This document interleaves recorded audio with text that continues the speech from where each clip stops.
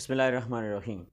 السلام علیکم dear students, Pakistan affairs کا آج ہمارے پاس ٹاپک ہے شریف رپورٹ اور کمال یار جھنگ رپورٹ۔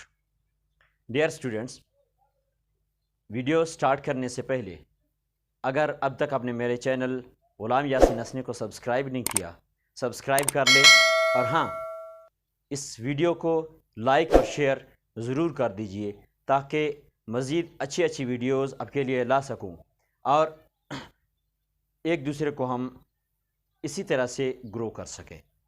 تو چلیے ویڈیو سٹارٹ کرتے۔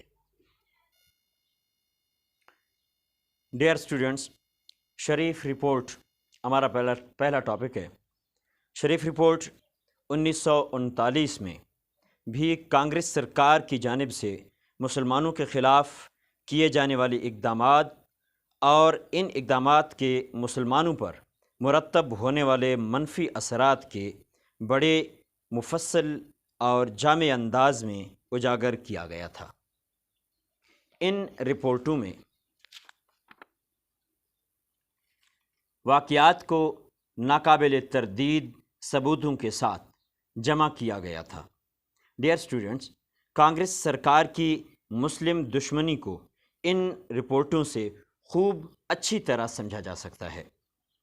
پیر پور رپورٹ کا مطالعہ کرنے والے لیبر پارٹی کے رکن سر ولیم بالٹن نے نیشنل ریونیو میں ہندوستان میں کانگریسی اقتدار کو ہندوانہ سیاست کا چڑھتا طوفان قرار دیا۔ یعنی شریف رپورٹ میں کانگریس کی 1937 سے 1939 تک کی جو وزارتیں تھیں، اس میں بھی جو مسلمانوں کے خلاف اقدامات اٹھائے گئے انہی کو اجاگر کیا گیا۔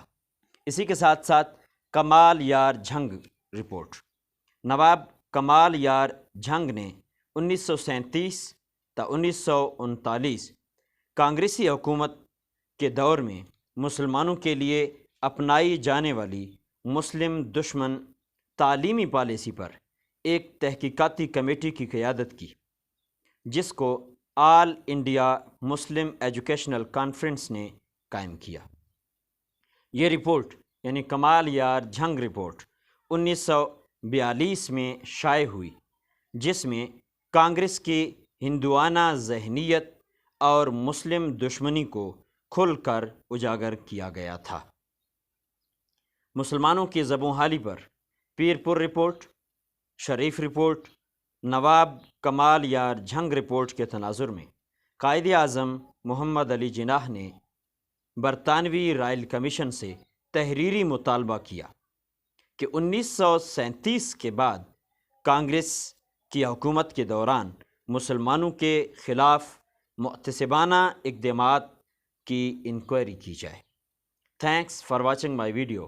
اور ہاں ڈیئر اسٹوڈنٹس، ایک دفعہ پھر آپ سے یہ ریکویسٹ ہے کہ اگر اب تک آپ نے میرے چینل غلام یاسین حسنی کو سبسکرائب نہیں کیا تو سبسکرائب کر لیں تاکہ میری ہر نئی آنے والی ویڈیو کا نوٹیفیکیشن سب سے پہلے آپ کو